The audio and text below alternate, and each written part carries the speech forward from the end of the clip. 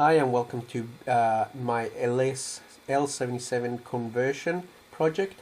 Now this is a car that I got from the auctions. It had really low kilometers.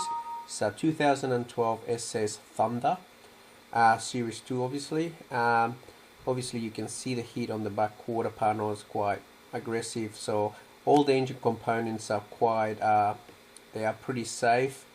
Nothing got touched. Now I advertised the car on Facebook for dismantling, and this is actually what happens to it in 24 hours. So I practically got a lot of my money back by selling the parts out of that I don't need, all the parts that I don't need. Now the only things that I will be keeping, obviously, it will be the wiring loom and the engine components, such as starter motor, alternator, and so on. Now they do go for a bit. I paid 6,000 obviously because it had a really low kilometers.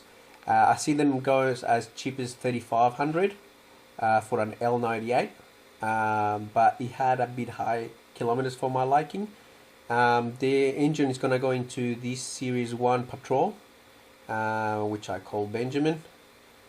Since I'm going to have the engine out, I went and decided to go and buy a cam for my L77. I decided to go with a tool cam, so because mainly I'll be towing, four-wheel driving with the vehicle. Of it, so I got the VCM 532. Where is it? There we go. The first one on the top. So you can see the stats on it. It's got a whole angle of 112, and it works all the way from 1600 to 6500 RPM. I mean, you don't want it to start too late because you need to take off with a heavy load behind you, which I have the LS7 lifters sitting on synthetic oil. I'm gonna leave it for as long as I can. It's already been 24 hours, but I keep shaking it, keep getting little bubbles, so I'm gonna leave it there for about a week or so, depending how long it takes me to pull that engine out. Yeah, so stay tuned, and we'll see how we go. Alright guys, so I finally managed to take the engine out. It was a little bit of a nightmare since I've never done one before, but it's pretty much straightforward. Just be careful with your wiring loom not to stuff any clips. Make sure you take your time and don't break anything, because we're gonna reuse all that. Now a little bit of what I was gonna say. What I end up using, because this engine doesn't have a, see how up here it's got like a nice mount to pull the engine out. I was gonna put a chain, but then what I end up using is a bolt from the engine from another place. Make sure they're not too long compared to one of the front ones. And yeah, so practically I just put it in there, and that is going to be quite strong in there anyway, rather than making a bracket or getting another bracket to put in there and then use a chain. I mean, this is still good enough. Obviously don't bounce it. I don't trust seat belts for some reason, but I'd rather chain, but in this case I can't help it. So now we're just gonna go into, gonna remove the sump, gonna remove the cam and start doing some work on it. All that clutch is the original, so all the flywheel is gonna go. We're gonna put the Patrol suitable flywheel and clutch, and you'll see how we go. Now, and here just to see, the gearbox tend to get stuck in there a little bit when you're trying to pull it out, so it's a bit of a not well engineered in there by Holden. Should have left it a little bit long, just a tiny bit, a bit longer, be able to lift the gearbox and pull it out.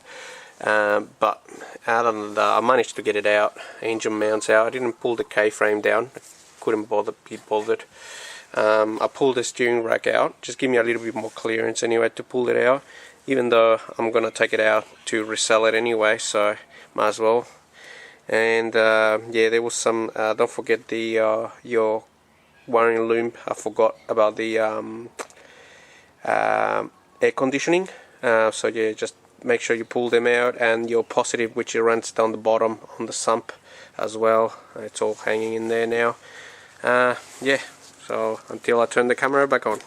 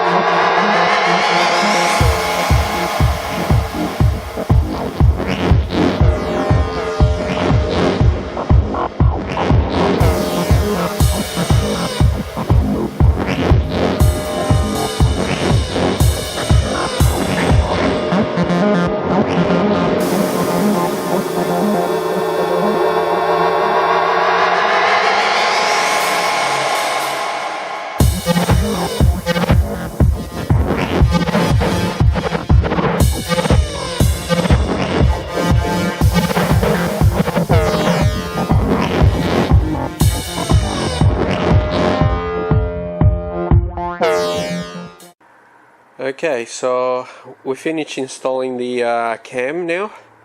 I just need to get the front and rear main seals for it, and the engine side of things will be done. It's pretty much done.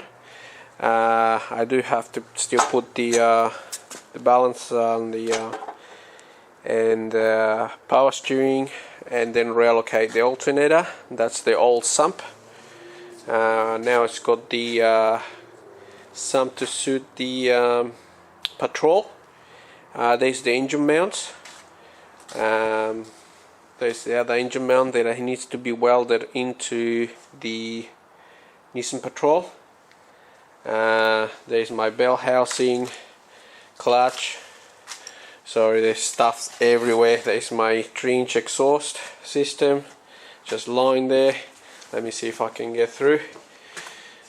There's the old clutch, flywheel, should I say, for the VE Commodore. So obviously I removed the bonnet to get into it. And yeah, so here we go, a big job. So I started removing the radiator now. I dropped the water already, the coolant should I say, and I'll fast time this now until we get to the engine mounts. Until then. With the charcoal canister, make sure you cut the hose. If it's easy to take them out with your hands, then do so. But the little one at the top, the vacuum, the little tiny one, I already broke it on this one. So if it's too tight, chop the hose off and then cut it along the nozzle, just to save the canister. Just be very, very gentle with it. Unfortunately, on this one I couldn't salvage it. It was already broken, and it was really hard to salvage it, and so I ended up getting a new one.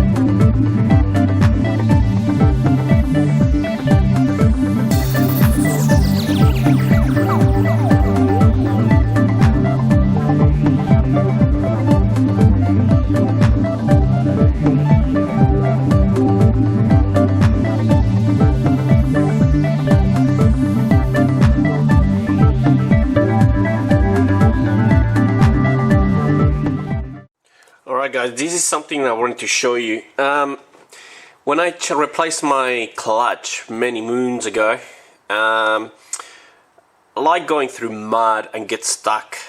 So I decided to actually silicone the bell housing. And look at that. There is no, well that's obviously because I pulled the engine out and all the dirt.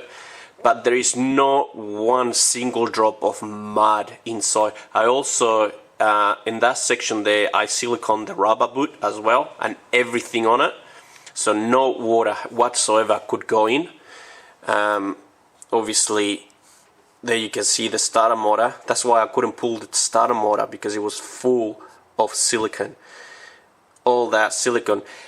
But I left that little section just in case to drain anything out of it. But on saying that, I've been to the floor full of mud, and I'm quite actually amazed that nothing's gone inside the gearbox. Let me show you. Oh, let me get down. Let me show you. Look at the starter motor. Absolutely no mud whatsoever. So I'm gonna do this to my LS2 engine. Look at the clutch. There's no mud whatsoever anywhere. So definitely I'm gonna glue, or should I say silicone, the LS2 engine into the new bell housing. Yeah, I thought it wasn't gonna work, but it actually did. So the clutch doesn't get any contamination at all. And look at the clutch. That's about a 7-year-old clutch. Still look like brand new. No debris or anything in it. So I haven't pulled it out. I don't know. I'm pretty sure I rode it a couple of times four-wheel driving because I needed to get out of heavy things. But no, it's pretty good. Pretty happy with that.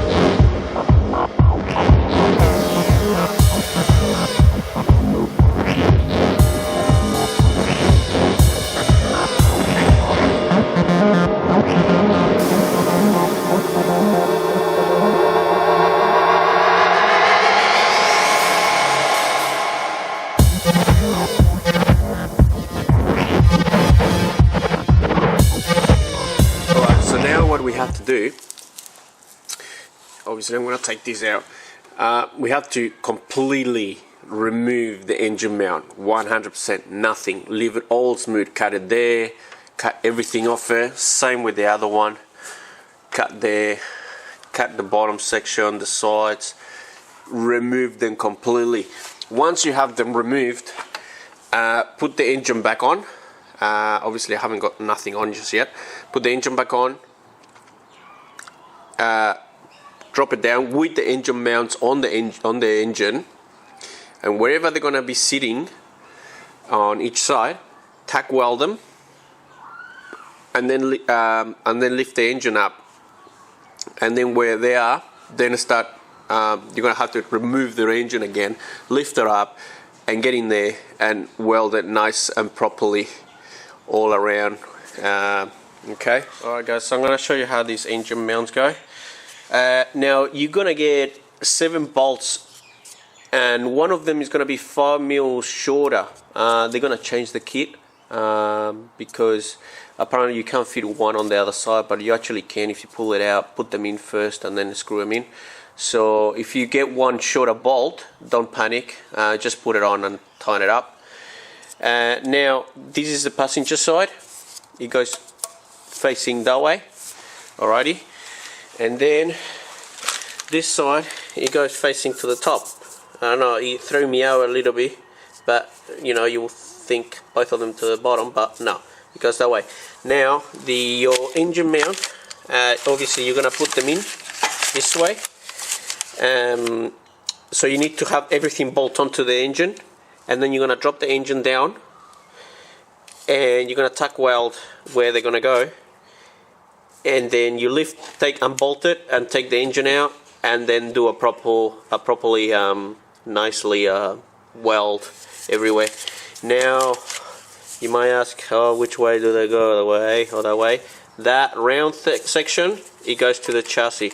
Alright, so 2 bottom ones into there, straight up here. So this is the driver's side, it goes like that. Alright, and then you can always look at the part number, but it makes it easier when someone is telling you.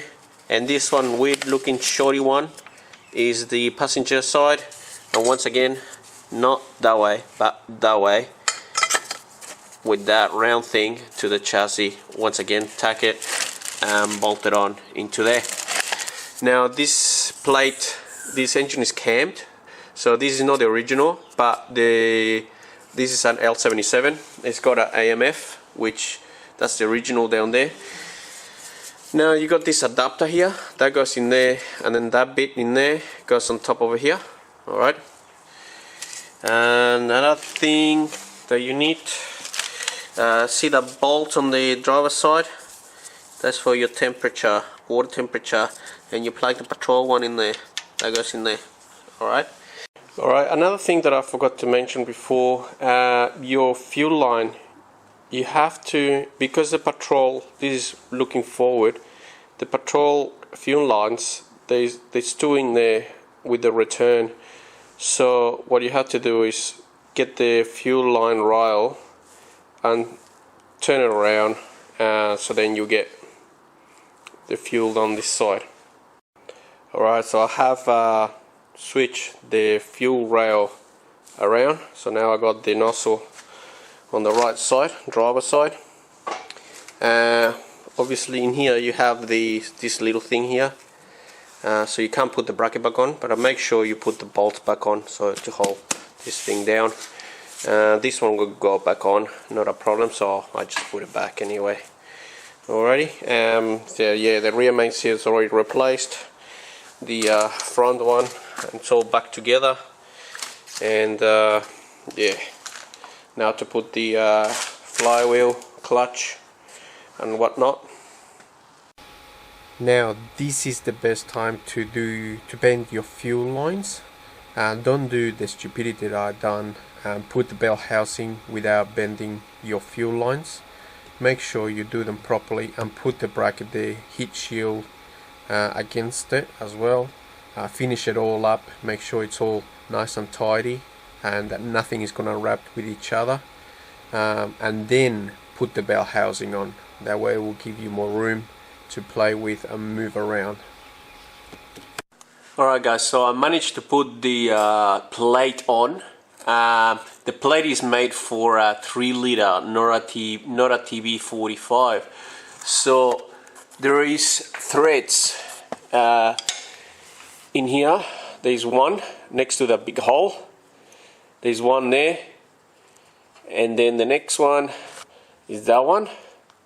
Alright, and then the next one, there is one in there, but there is no thread to it. Alright, so I'm making the thread now. Now if we walk to the plate in here, so what I've done, the plate goes this way.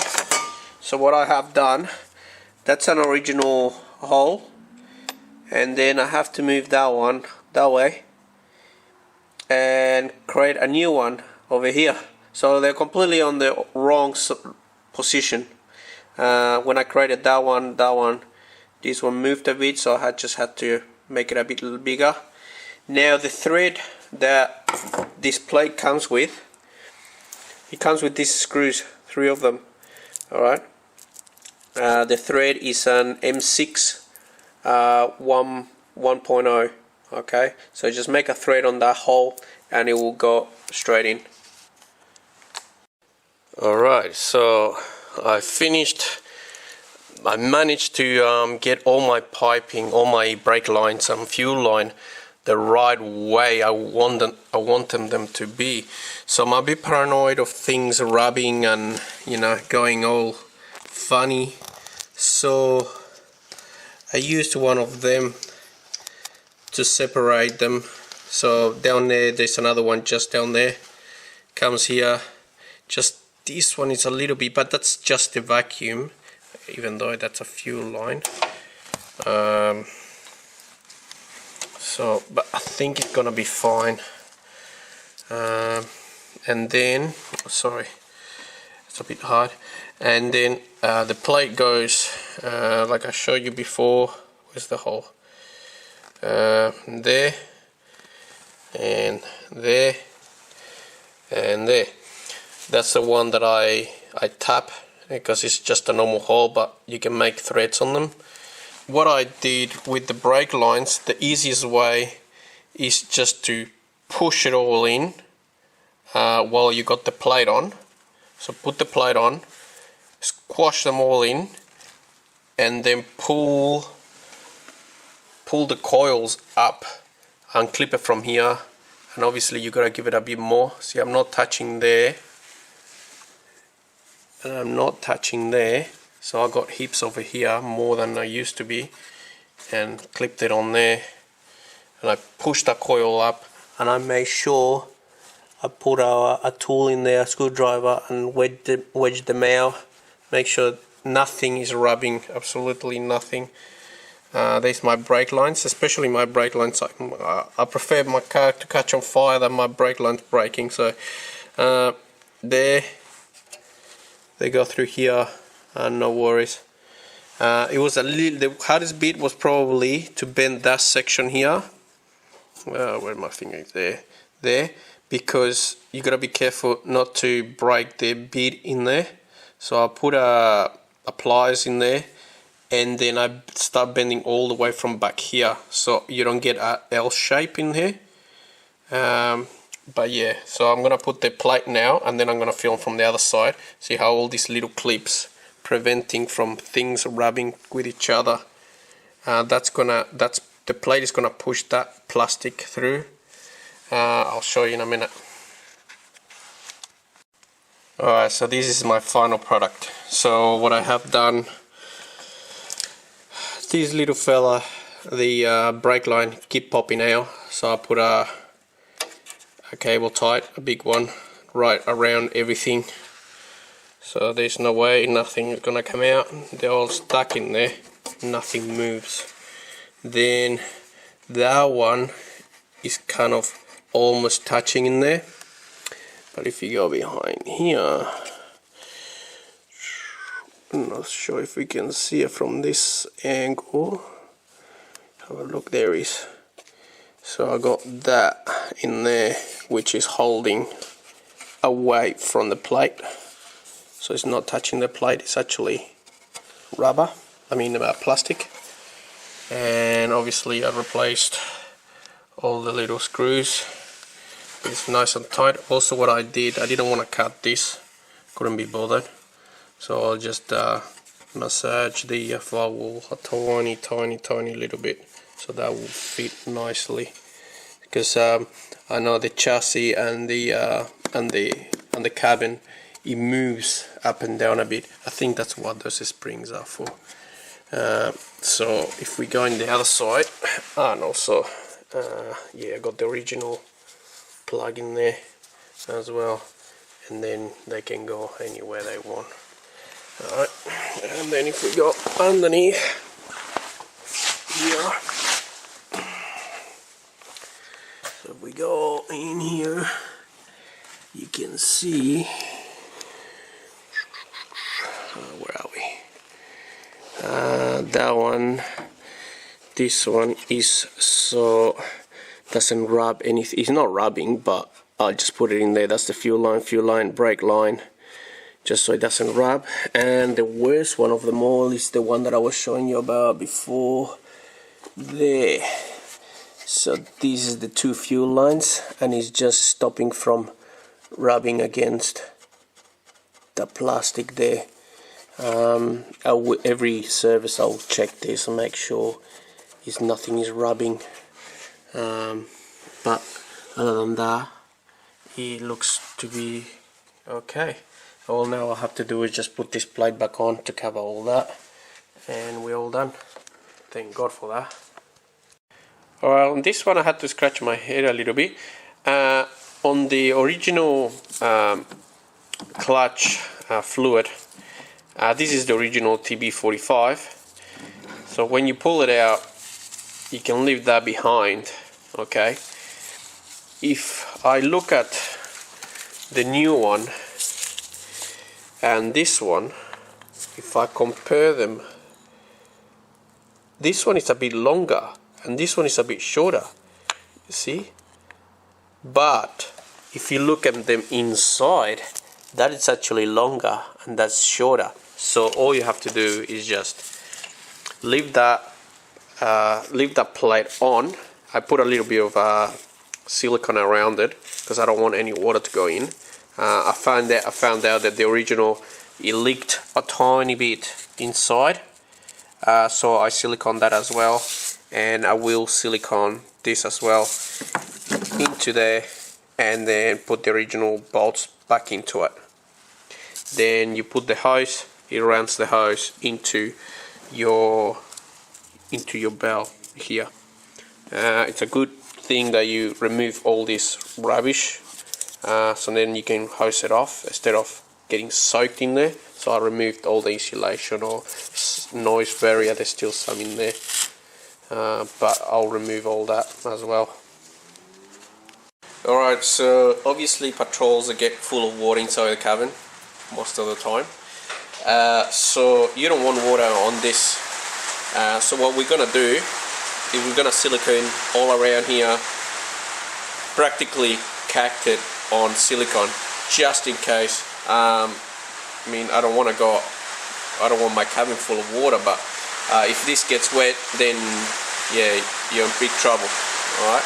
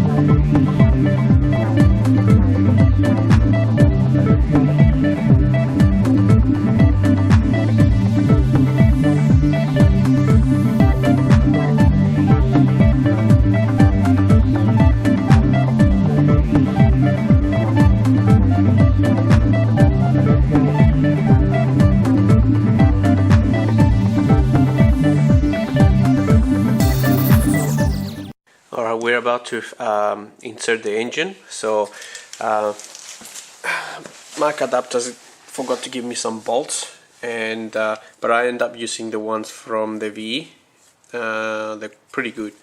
So I inserted that little bit all the way to the end and this side, and I'm about to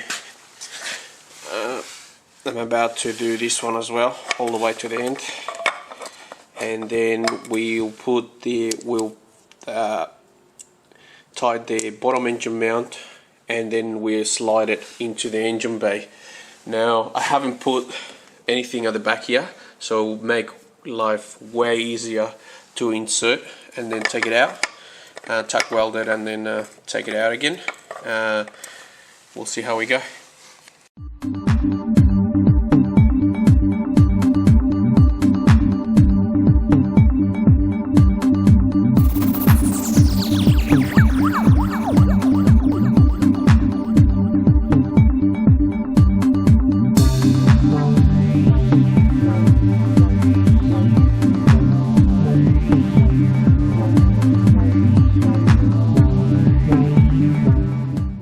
Alright, so I do have the gearbox already kind of attached.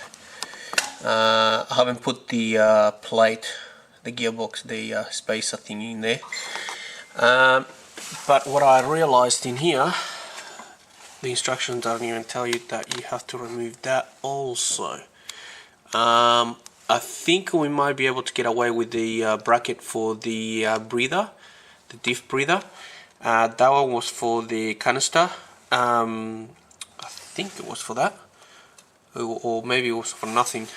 But we're gonna have to remove that in order to put the engine mount into the vehicle. It turns out that that was for ABS brake lines, which my car doesn't have ABS brake lights, so I just went ahead and removed it. Alright guys, so this is what have done. By putting the bolt and just leaving the rubber on the bottom engine mount, when you put the engine, this tends to move that way. So there is not much point, even though when you lift the engine and you put it like exactly right here, it still sort of moves and it's not 100% right. Look how flush I got it right now. It's like spot on. Alright, that's because I wedge on the other side. I wedge a shifter. On this side, I wedged that and that into it. This one's pretty good because it goes like it's like a wedge, nicely wedged until you got it right on the edge. That one is pretty much stuck on in there. You can't fit not even a piece of paper underneath, nothing. On this side, it actually is gone up because the engine is tilted.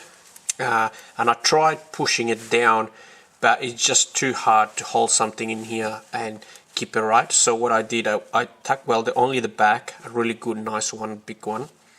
And then when I get the engine out, I'm gonna just shift it a little bit down, so this section here, it sits on the chassis very nicely. And then we do a proper weld all around the engine mount, and that should be beautiful. It won't go anywhere. Oh, that's a tight fit, but it fits. Just gotta move the engine a bit that way, a bit to the passenger side a little bit more, just to make sure I got enough clearance.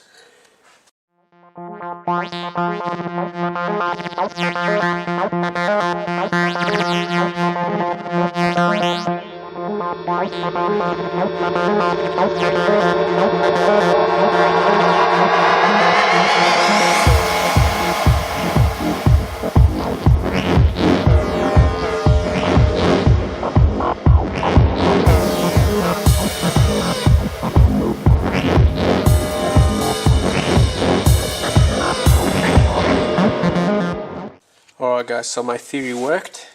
So I tack weld a big one in there. I pulled the engine out and everything, it didn't even move. Then remember how this bit was a bit higher because the engine sits sideways that way. So what I end up doing, I bit the crap out over there, and now you can't even get a piece of paper in there.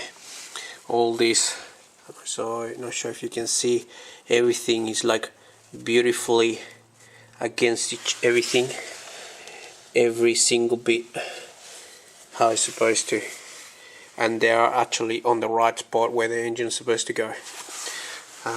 Same over here. This one I can't hit it that well because it's on the side, but I can probably put a little bit of piece of paper there maybe, but then it stops here. Once again, yeah, can't even put a nail in there, nothing, straight through it. Pretty well done.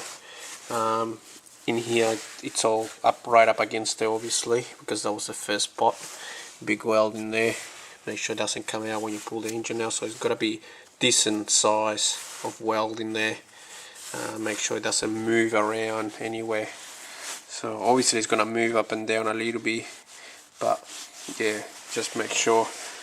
Now I'm gonna remove the engine mounts and then clean off the paint now, and what I need to take off in here, and then do a nice weld, big strong welds, make sure it doesn't come off again ever.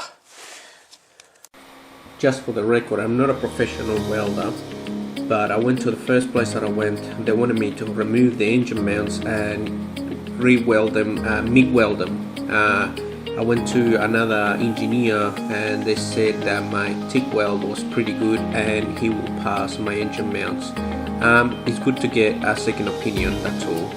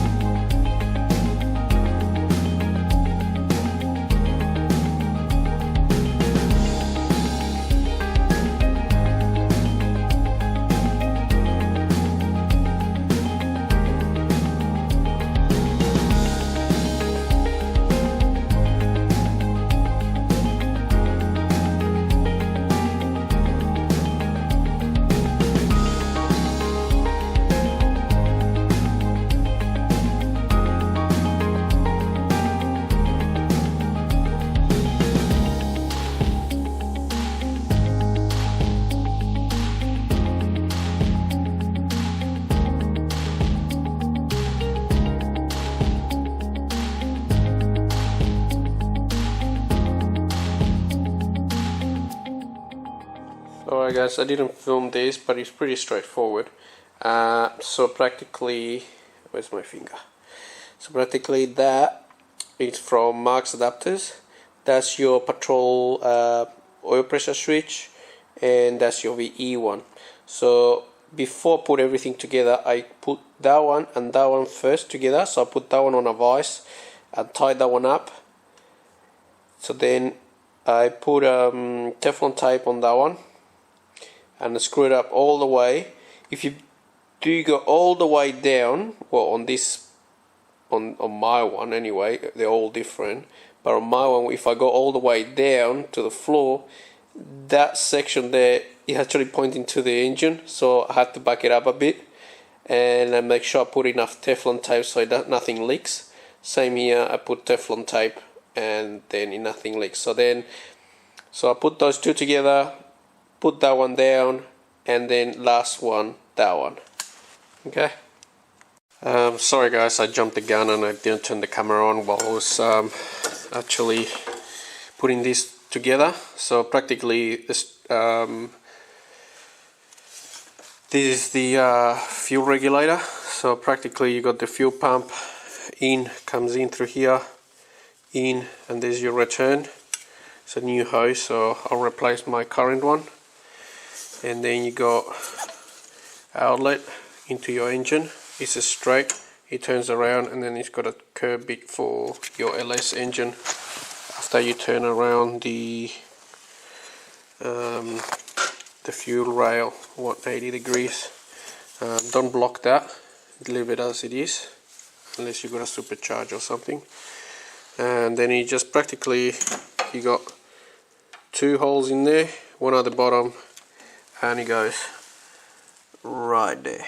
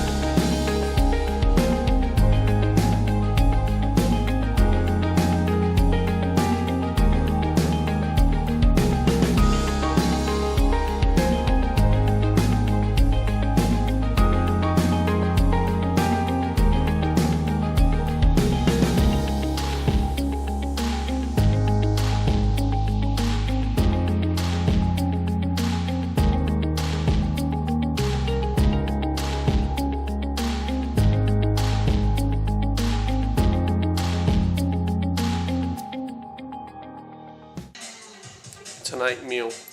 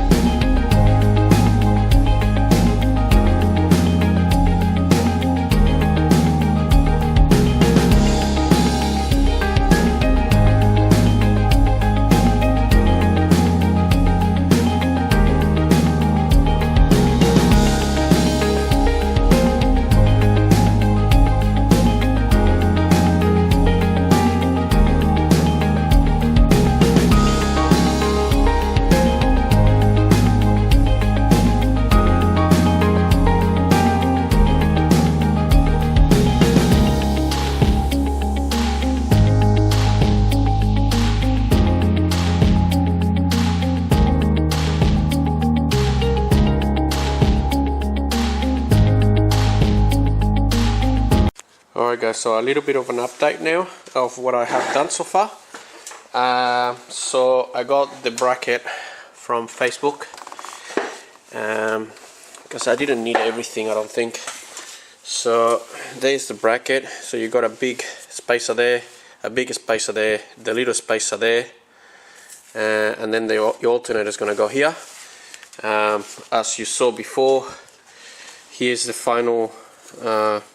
I grind those two off, and then this one slightly this way a tiny bit. So this one you can give it a bit of a slack on that one. Okay, then your original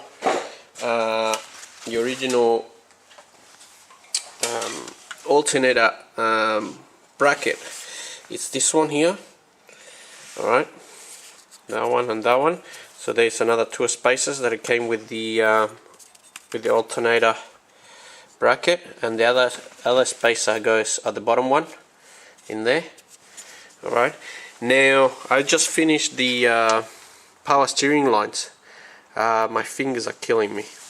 So but practically what I start from this end. So this is the TB45 one, that's the original. I kept it all original all the way.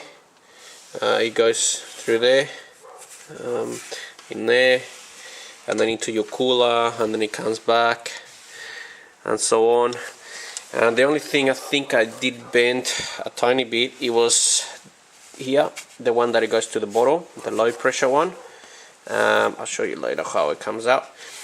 And then I put the Commodore one in here, which the bolt actually fits on the Patrol one. I still put the bracket there, and then once I put the bolt in there nice and tight, I start gently holding it from here, and so on, very gently, so you don't kink the line.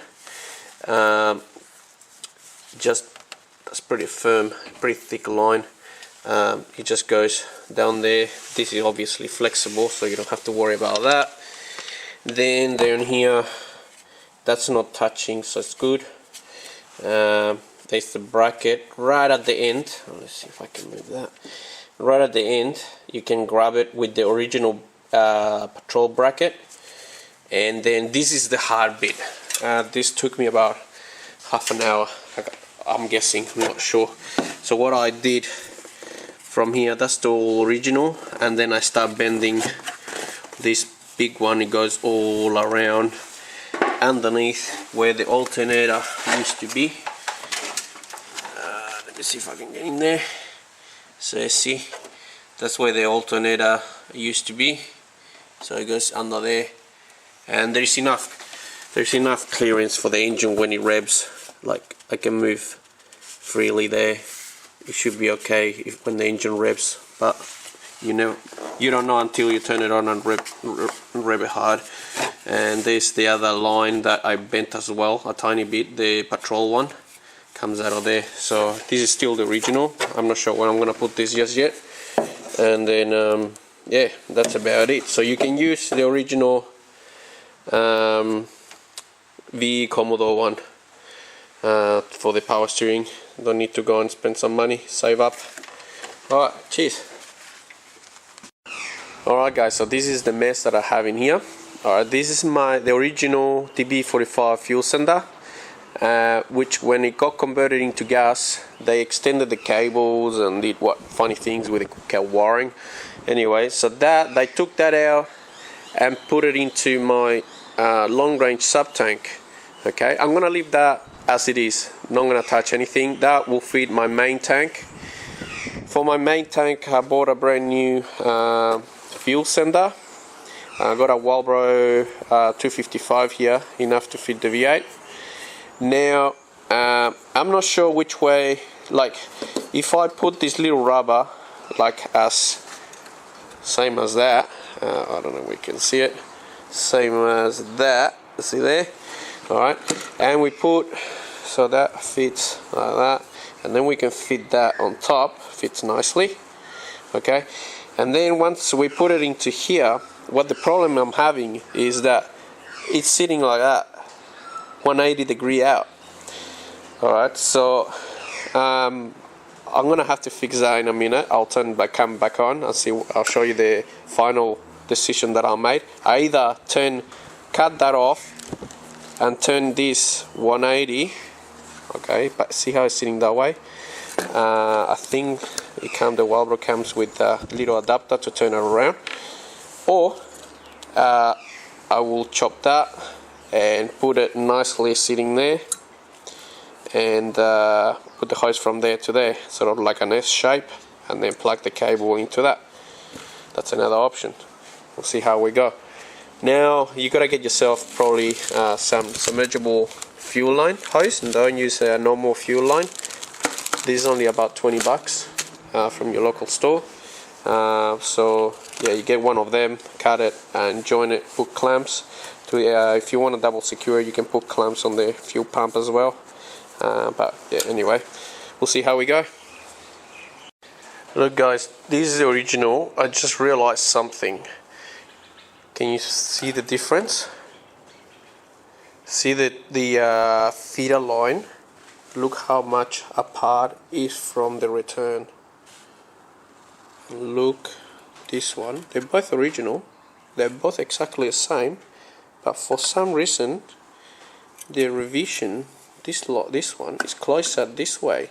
So if I push it that way, then my fuel pump will just fit straight in. So let's give that a go, hey? Alright guys, so finally I finished it. I had to change, this one was a bit too short, so I had to put the one that it came with the fuel pump, with the Walbro one. Now obviously closer, and those two I had to take them out of there and put the longer one in. So I'll run them around there, and this is where it gets pretty. Ta-da-da-da! So that still got the rubber, it still sits perfectly nicely straight. So what I end up doing, what I said before, I moved the outlet, pushed it away actually, because before it was sitting about there, so obviously you can't, so I just practically moved it that way, and it's sitting actually pretty good. See? Can't even tell. And it's nice and firm, it is not gonna go anywhere. Beautiful. So there you go. That's what you do. Because I don't know why that one, that the outlet was so close, even though it's original. I don't know why it's so close to the inlet, to the return. So yeah, just push it away, and then you'll see that it will actually fit through that. All right. I just finished putting the two sensors in here, exhaust sensor, oxy sensors, and I realized that one, the one on the left side of the engine, is very close. It was very close to the firewall. So when you're gonna rev the engine, you know, or you know the car is jumping, it might start touching the firewall. So what I did, I just give it a tap of love in there with a. It was a sort of like a piece of metal, chisel, whatever you want to call it, and I just bashed it in a tiny bit just to give that extra clearance. But other than that, they got straight in, and then yeah, over there, that way, over the chassis rail, and then into the loom. Alrighty. Just a little update on how I'm going. So the fuel tank is back up in there after having the gas tank. Put all the hoses back in there. I still got to put the filler, so it's all sitting there ready to go. So just putting all the bolts and nuts together. Now I don't know if I've got this pipe. Sorry. Trying to get in here. So I got this pipe made in Dandenong. What happened is once it was converted into gas, they disconnect this pipe, which this is the filler from the main tank to the from the sub tank to the main tank. So what happened is, because they make the sub tank as a main, they don't need to fill the gas tank, you would say, with fuel. So they disconnect this pipe off and they leave it hanging. And the problem with that is that once you go four-wheel driving, it gets full of mud, and it was blocked. Now, for me to find a TB45 here in Victoria, not converting into gas, it was like really hard. So I got this pipe made in Dandenong. It only cost me $70, so probably best $70 ever spent. So that pipe goes all the way, and it finishes in here. See that? And that is my inlet from the main tank into the engine. Now obviously I'm not using the fuel filter, so fuel comes from the main tank from here, and I'm not using the fuel filter in here, so I'm just gonna join it together into that, and that goes into the engine where the other fuel filter, the aftermarket fuel filter, is. Alrighty. Alright guys, so here you have it. I've been asking everywhere. I got tons of hoses in here, and to find out which ones are the best one to fit a TB45 radiator with that LS2 engine. Now with LS1, this one finishes over here, so you can use the Holden V6, but unfortunately this one is on this side, so I need a shorter one. I managed to have some hoses lying around, and I end up using, for the top one, I end up using a that sleeve actually was down here, and I moved it up here because of that. Anyway, I end up using a Kia Rio JB lower radiator hose. And actually the only thing that I had to cut that from the engine side, that much from the radiator side. So I had to cut a little bit off here, a little bit over here, but because I got the Black Mamba air box, look at that, it clears it beautifully. Alright, so I just put the sleeve in there just in case of any rubbing or whatever. But yeah, that hose fits perfect. Pretty good how I want it. And obviously from here on it's gonna clear everything into there, no problems at all. And the bottom one, it's a Ford lower hose again. It's a Ford, what was it, EF, I think. I'll show you down here. So that's the radiator, that's the top one, okay, for the Kia Rio, and then that's the part number for lower, yeah, EF 6-cylinder. So that's the bottom one, and both of them, they fit perfectly in there, no problems at all whatsoever. So far we're winning. I finished putting the Holden Viva radiator water bottle. So what I have done, I still have to finish it. So obviously the overflow is here, comes down here, goes down there. Right, goes down there. Let me see if I can get in here, and it comes down here. I actually reused one of this clip, which is quite nice. It goes in there, and I just have to cut it, join it in there, and then and then this hose in here that you can see. I don't know if you can recognize the hose, but that hose used to belong to my power steering. Where are we? In this one here, I don't know if you can see that one there, the original, the donut car. That's the hose that it came out. So I put it into the bottom of the Holden Viva water bottle, and it runs all the way down, and it's gonna join into the original radiator. So I'm gonna fill it up with water up to there. Obviously that's the bottom, so when it starts overflowing and then it comes out of here, that's a Holden Viva also. I think it's the heater hose for the Holden Viva. It runs down there, goes down there, and it finishes down here. Alright, and the cap obviously doesn't have to work the way it's supposed to because it's just a bottle. And my fancy bracket, so I picked that one up, I made that bracket there, and it's held as well from that bracket down there, so it's pretty strong. Alright, so I bought this 4-inch snorkel, only up to about here. So it came pre-made, it came with a template. The template was slightly off, so never go by the template, it's just a guide. So I got it up to there, and over here I got, after the air box, I got a 90-degree silicone hose, just like this one. Okay guys, let me stop you right there. Do not use a silicone 4-inch 90-degree for your intake.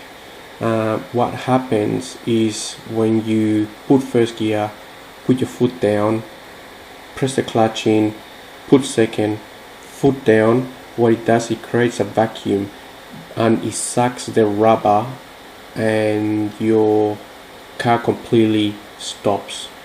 The first time it happened, I pretty much scared my pants off, and asking on Facebook, someone came up and said, have you got one of these silicone 90-degree hoses? And I go, yes. So I have replaced it with one of 90-degree stainless steel, and it stopped the problem. So do not put this rubber, put the stainless steel 190-degree. You can find them on eBay. So it's all clamped up in there. If we go underneath, I'll just get some light in there. If we go underneath, obviously you need to make that hole a bit bigger so it can fit 4-inch. And then I just got, from my pipe that I bought, I only needed 400 mil of aluminium, no, stainless, what I call it. So probably the hardest bit is here, it's touching in there. It's pretty squashy in there, but it does fit 4-inch without touching anything in there as well.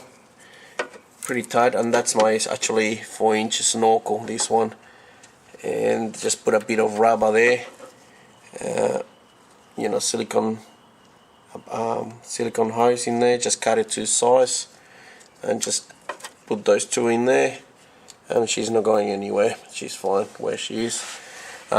just for the record, there's your gearbox, transfer case and front diff breathers.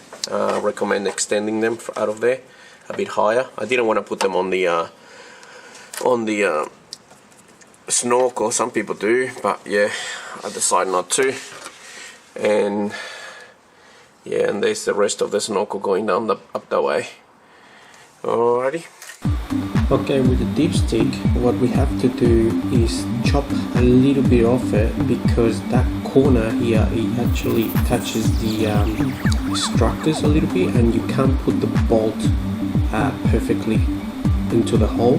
So we're just gonna grind it a little bit, and then you will see that will insert nicely into the engine.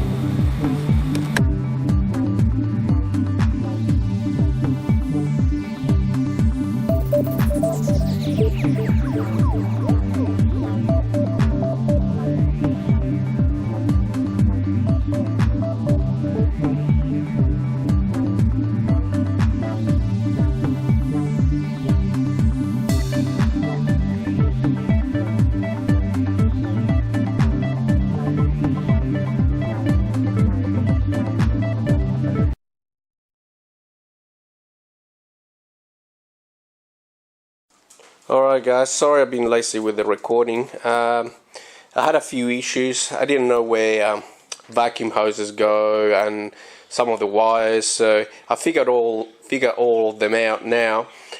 Also, I took it for a dyno and everything, but I'm having different issues now.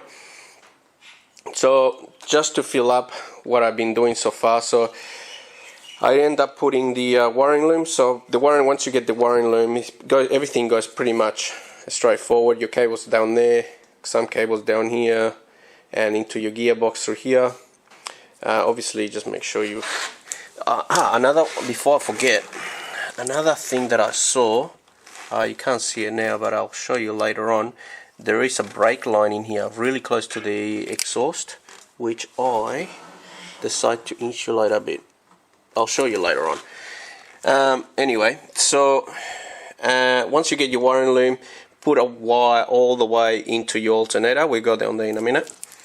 There is your temperature sensor. That's the Max 4x4 adapter, and then you have your GU temp sensor in there, which goes down there. I'm not sure how to tell you this, but it'll be good if the wiring guy will label which one is bank 1 and bank 2, cylinder 1 and cylinder 2 of the oxy sensors. I have them the other way around, but when they done the dyno, they swapped them around and it's running much better.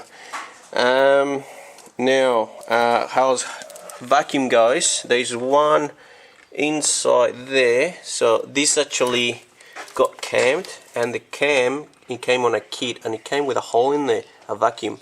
So I called them up and said, yeah, just block it, it's just an option. Okay.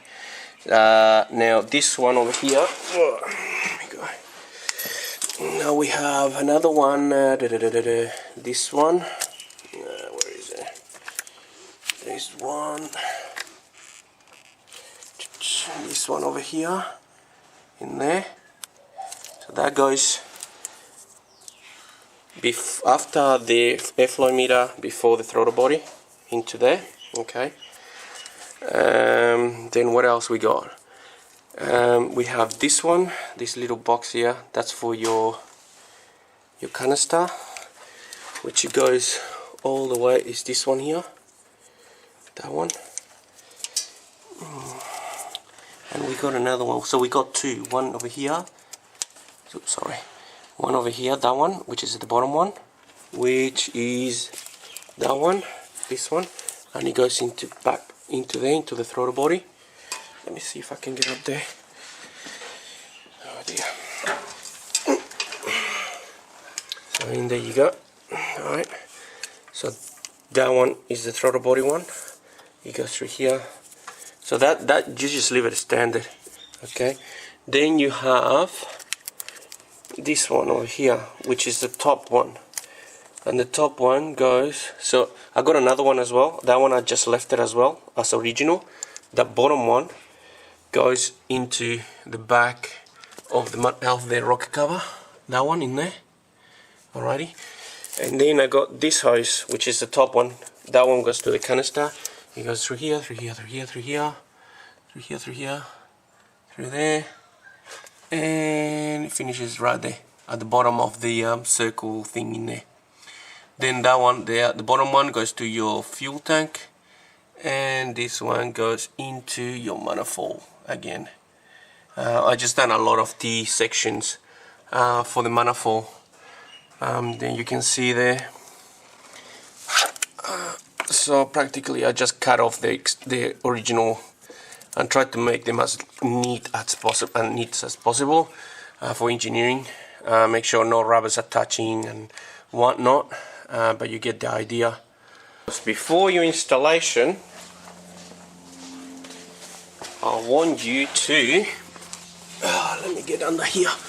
I want you to tenderize your firewall a bit, because when you run out of clutch, you're gonna have a beautiful time trying to get this guy out. So there is, let's see if I can get a better view from the back here. I'm touching the firewall and I'm touching the gearbox at the same time right here. Even though I tenderize it down here for the oxy sensor, it needs to be tenderized at the top over here. So once I get the gearbox out, I'm gonna smash it up, and then I'm gonna show you guys, because you have to do this. Otherwise, if you're gonna run out of clutch and then you need to take the gearbox out, obviously you don't want to take the engine out, you're gonna have problems on this corner here. Alrighty, see how I go. Wish me luck. I'm over this already. Alright guys, so if you ever need to change your clutch, again on a TB45, I think there's another Patrol that does the same thing. This corner here is touching on the firewall. So what you have to do before you put your engine in, if we go down here, and you'll see here, and there. So we need to hammer that in a tiny bit, just to give you enough clearance to pull the gearbox out. I mean, it's not going to be a lot, but see, you notice that in here I hammer a lot for the oxy sensor to have enough room in there. But yeah, the gearbox up here is pretty tight. So what I'm going to do, I'm going to remove the clutch. And then I'm gonna just give it a tap of love right there. Whereabouts, it's hard to say.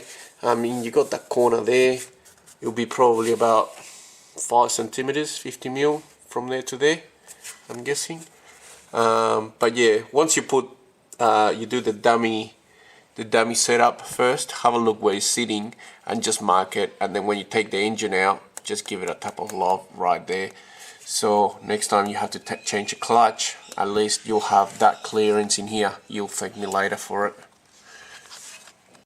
Alright guys, so there we go. I gave it a fair bit of a few taps of love in there. I think you'll be alright to go in without touching. So like I said before, there is my the corner, and then just up here, just enough, you know, see where that bolt is, just above that one, above that that bolt there. You go across, that's where you're gonna hit, right there, just under there. Okay, and that should go. That already looks like you got room in there to get your gearbox in. Alright guys, some of the stuff that I forgot to mention on the video. Now, I lost the pan numbers for this little socket here. It's an AEROFLOW, so practically that, it looks the same on the other side. It's got a nut on the other side and a silicone. The rest, that it just turns and it opens up. So I think it's like three different parts. But if you look around, you'll find it. That because it's I had to put that one because it's a 6mm hole, and that's a 6mm all the way into the manifold there.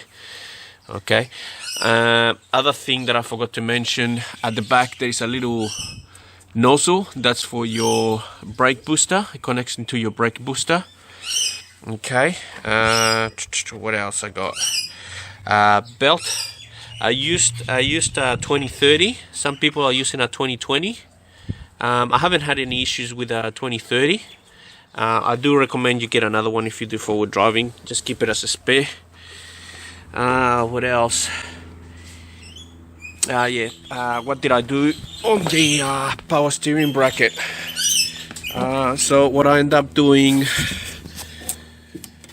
let me have a look. So practically I moved this to the side a bit further forward, and I just simply put let me see if I can get there. So I just put a metal plate right here. There. I just put a metal plate, and it's at the bottom as well of it, and then I just hooked it into, so there's at the bottom as well, and I just hooked it into that, no problems at all. And then yeah, just the hoses, I just cable tie them just so it doesn't touch on anywhere else. Cable tie those together to make it nice.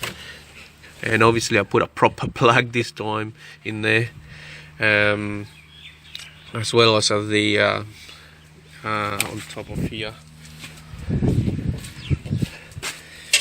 inside there also. I don't know if you can see in there, I put a proper plug as well. Here's the wires for my thermal fans. It's got a switch inside so I can turn them off when I go through water. It was a quite tight fit in here, so I had to cut it a little bit to fit the Mamba box. And then that little hose on top of your radiator, goes into this one goes into your water pump. It goes back under there, and it goes into here. Sorry, no water pump. Into that in there. All right. What else I'm missing? Let me go through my list. All vacuums, I did that.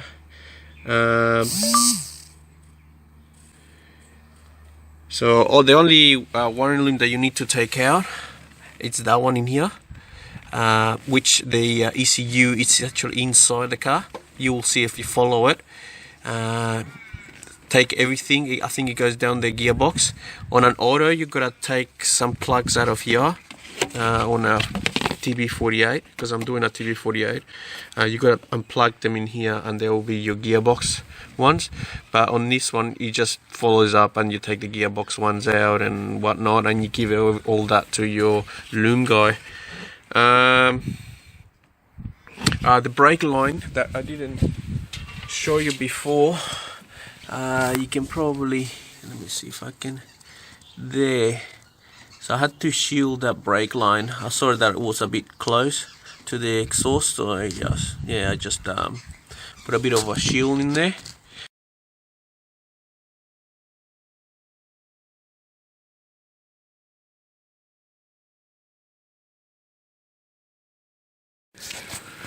Alright, so inside the car, here I put my OBD2 connector in there. So the OBD1 is still sitting in there, under there. But here's the second one. This is just a V8 from eBay, $30 or so. It connects into that, and then I got an Android stereo. I'll show you that in a minute. So I just plug that in there. Inside here, there's the max adapter plate for the pedal, and it bolts all the way up there somewhere. Can't see because it's covered, but yeah, anyway, it's in there. Now when you take your wiring loom out, you gotta be careful. Where is it? Where am I? Oh, I cable tied everything, so I can't really see. There is these Y ones. Hang on, those Y ones in there. I don't know if you can see. There is. I'm pretty sure there is 2 of them on mine. Some of them have 3. Take them out carefully because you're gonna reuse that. Those ones, they're a prick to take out. But once you do, that's pretty much it. And then your ECU will sit just in here somewhere, depending on your car. Just standing there. I tuck my one up there, the new one. It's all the way up there. I tried to tuck it as high as I could. So the beauty that we can do with that dongle, I bought an Android stereo from eBay. Just make sure it's not 1 gig of RAM. Make sure it's got at least 2. Just let me put the ignition on. There we go. So download that app that is called Talk. Okay, so I click on that, and then it's telling you connected to the OBD, and it's connecting to the ECU. Connected, and then you go click on that. So you got your cooling temperature, and then you got your vacuum revs. I still got to play with it a little bit more, see what else I can put on it. So I'll start it up now. So there you go, your vacuum. So your cooling is a 31. I had it running for a little bit before, but not enough. There's my thermofan switch. So it cuts them out when I need to go through water. So there you have it. So I'm just gonna rev it a little bit so you can see moving it.